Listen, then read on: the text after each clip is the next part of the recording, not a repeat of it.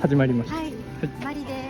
今日は焼き芋を作りに来ているので、これからもうね冷めてるんだけど開けていきたいと思います。うまくできてたら拍手をお願いしたいです。今日はね、生駒山のバーベキュー場に来てます。ちょっとこれを持つのはそう BBQ ですよ。BBQ で雨降ってきちゃってるんですけど、結構ね人来てて、行くよ行くよ。やったー、成功。イエーイ。ありがとうございます。美味しくいただきたいと思います。バターのとても美味しいよ。じゃあね。終わりでした。聞いてもらって大丈夫です。